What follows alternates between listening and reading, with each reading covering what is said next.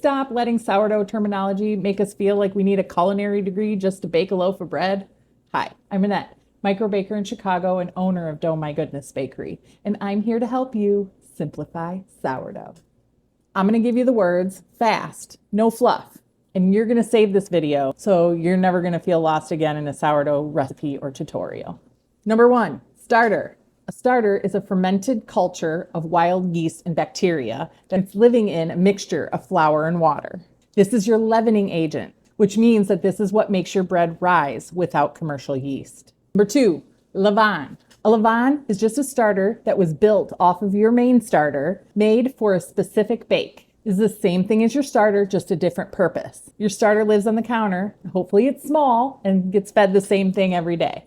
A levain gets made, used, and then it's gone. This helps reduce waste.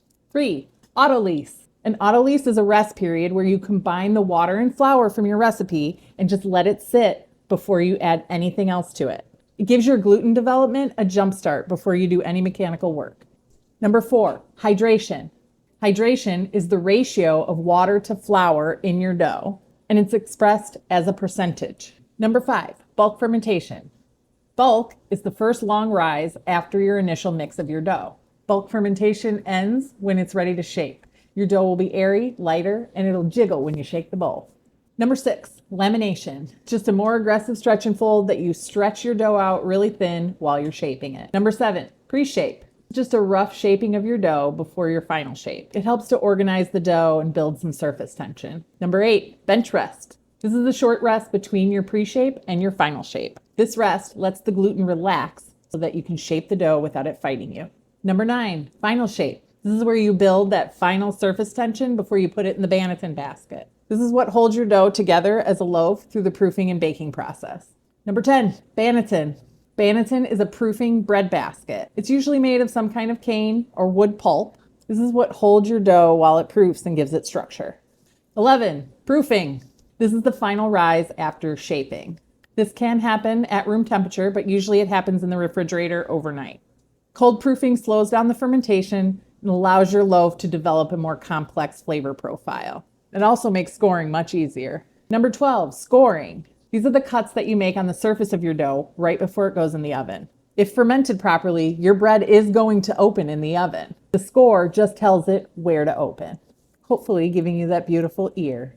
Number 13, ear. This is the dramatic flap of crust that peels up from the score line. This can tell you that your dough had strength, that your score had confidence, and that the conditions in the oven were right.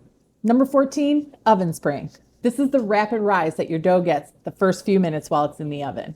That contrast of it being cold, coming from the refrigerator, right into a really, really hot oven, that will give your yeast one more final activation before they get too hot and die off, essentially.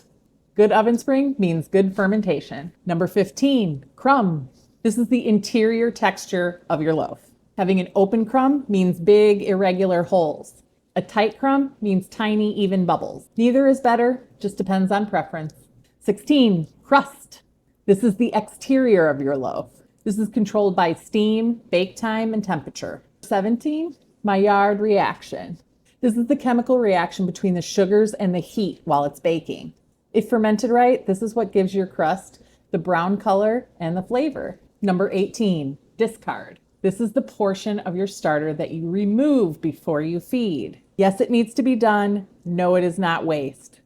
Watch my other videos. And the final vocabulary word of the day, number 19, peak. This is the moment that your starter has risen to its maximum height after feeding.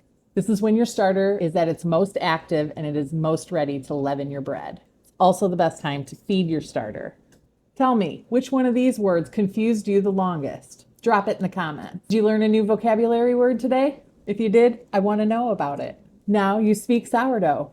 Go use it. Happy baking.